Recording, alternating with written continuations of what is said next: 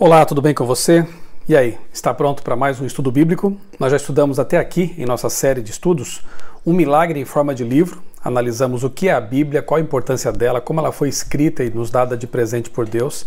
Vimos também o tema quem é e como é Deus. Analisamos aquilo que Deus revela de si mesmo nas Sagradas Escrituras, o Deus triuno, Pai, Filho e Espírito Santo. Vimos também o tema Guerra dos Anjos, a origem do mal, quem são os anjos, o que fazem por nós, tema bem interessante.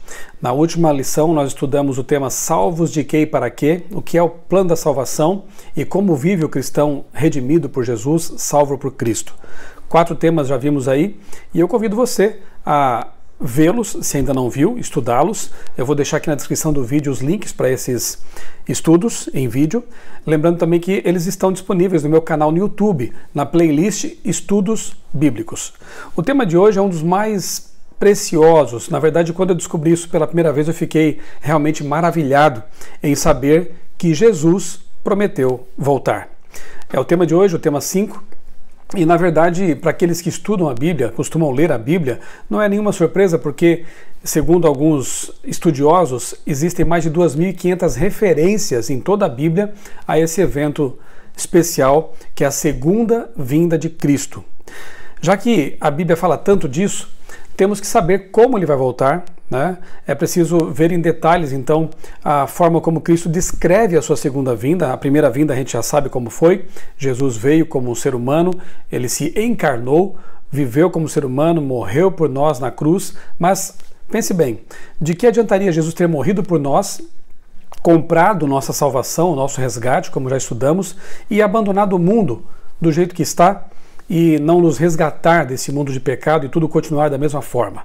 Então a volta de Cristo, na verdade, será a consumação desse plano de redenção, dessa esperança que a Bíblia nos apresenta.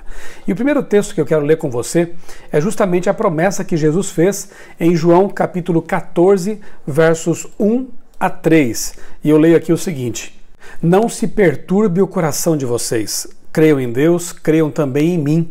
Na casa de meu pai há muitos aposentos, ou muitas moradas em outras versões. Se não fosse assim, eu lhes teria dito: vou preparar-lhes lugar. E se eu for e lhes preparar lugar, voltarei e os levarei para mim, para que vocês estejam onde eu estiver. Que promessa maravilhosa! O próprio Jesus, que nunca mentiu, que não pode mentir, porque Deus não mente, foi quem disse isso quando estava se despedindo de seus discípulos. Ele falou então: não fiquem tristes, porque eu voltarei e eu vou levá-los para onde eu estiver. Nós sabemos pela Bíblia que Jesus nesse momento está no céu, está lá no santuário celestial, que é um tema importante também que veremos no futuro, e ele diz, ele promete que voltará para nos levar para onde ele está, ou seja, ele virá à terra resgatar aqueles que aceitaram o seu plano de salvação e levá-los para o céu. Além de Jesus, outros seres importantes, outros seres confiáveis prometeram que ele voltará. O contexto aqui, do que eu vou ler agora, que é Atos capítulo 1, comecinho do capítulo, é o momento da ascensão de Cristo, quando ele está, de fato, se despedindo dos seus discípulos. Após a ressurreição, ele passou 40 dias aqui dando instruções, ainda orientando os seus seguidores, seus discípulos, e chegou então o momento de ele voltar para o céu e iniciar um trabalho especial no santuário celestial, como eu já disse, algo que veremos mais adiante. E quando ele está ali subindo entre as nuvens, olha para baixo, vê seus discípulos ali, claro que com um olhar triste, porque embora soubessem que havia a promessa da vinda, não sabiam quanto tempo duraria essa separação. Lembra do estudo passado que Pedro manifestou esse carinho ao dizer: para onde iremos nós? Só tu tens palavras de vida eterna. E eles estavam ali, claro, sentindo essa saudade já antecipada pela separação. E então 2 anjos da comitiva de anjos que estavam ali recebendo Jesus na sua ascensão, na sua subida para o céu, 2 anjos descem e dizem estas palavras para os discípulos: Galileus, por que vocês estão olhando para o céu? Este mesmo Jesus que dentre vocês foi elevado ao céu, voltará da mesma forma como o viram subir. Isso está em Atos capítulo 1, verso 11. Note, aqui os anjos dão já uma certa descrição de como será a segunda vinda de Cristo, ao dizer, da mesma forma como vocês ouviram subir. Como Jesus subiu ao céu? Como um fantasma, como um ser etéreo, ou como alguém de carne e osso, em quem Tomé, por exemplo, tocou, alguém que comeu com os discípulos após a ressurreição? Obviamente que subiu Jesus em carne e osso, fisicamente. Portanto, se ele voltará da forma como subiu, voltará também fisicamente, voltará visivelmente, voltará rodeado por anjos e nas nuvens dos céus. Então a segunda vinda de Cristo será dessa forma, porque ele voltará da forma como subiu. Os anjos garantiram, Jesus garantiu. Quer promessa melhor do que essa? Quer palavra mais segura do que essa? Além de Jesus, quem mais o acompanhará em sua vinda? Mateus capítulo 25, verso 31, deixa bem claro que todos os seus anjos o acompanharão.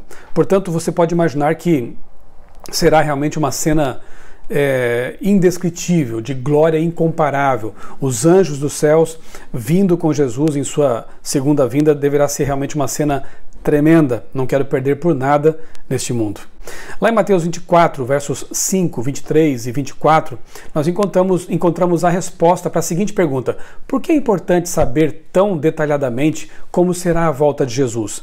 Não basta saber que ele virá, simplesmente? Veja como esses textos aqui respondem essa pergunta e mostram como é importante, sim, saber detalhadamente como será a volta de Jesus. Mateus 24, 5, 23 e 24. Pois muitos virão em meu nome, dizendo, eu sou o Cristo, e enganarão a muitos.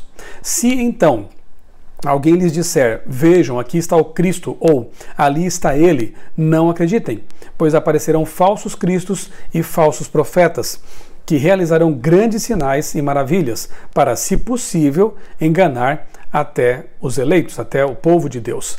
Note que Jesus antecipou o fato de que haveria falsos cristos, falsos profetas, tentando enganar as pessoas, alguns talvez até dizendo, Jesus já voltou secretamente, invisivelmente, ele está nesse país, em tal lugar.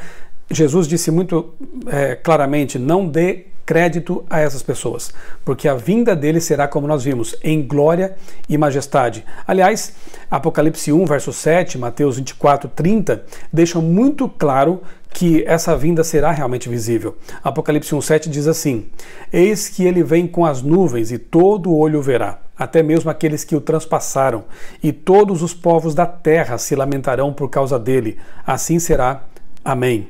Veja, todos os povos da terra, quer sejam pessoas que se prepararam para a volta de Cristo, quer sejam pessoas que não se prepararam e não aceitaram esse convite para se preparar para a volta de Jesus. Portanto, se a vinda de Cristo será visível, se ele vem como foi para o céu, se os anjos o rodeiam, se a Bíblia sempre diz que haverá som de trombeta, inclusive nós lemos, por exemplo, Lucas 21, 27, Mateus 24, 27, ali esses textos comparam a volta de Cristo com um relâmpago que cruza o céu de ponta a ponta. Se algo visível são os relâmpagos, imagina um relâmpago então que cruza todo o céu. A Bíblia não dá margem alguma para se pensar que a volta de Cristo será, a segunda vinda de Cristo será algo secreto, invisível, espiritual ou algo assim. Ela será realmente visível, gloriosa e temos que nos preparar para isso. 1 Tessalonicenses capítulo 4, verso 16 e 17, aqui nós encontramos verdades muito profundas, muito preciosas, uma descrição do apóstolo Paulo a respeito de coisas como o que acontecerá com os que morreram crendo em Jesus e o que acontecerá com aqueles que estiverem vivos por ocasião da volta de Jesus. Eu vou ler para você agora 1 Tessalonicenses 4, versos 16 e 17. Preste bem atenção e veja que texto precioso este aqui. Dada a ordem com a voz do arcanjo, e nós já vimos na lição que fala sobre a divindade, sobre a trindade, que esse arcanjo só pode ser Jesus, porque a voz dele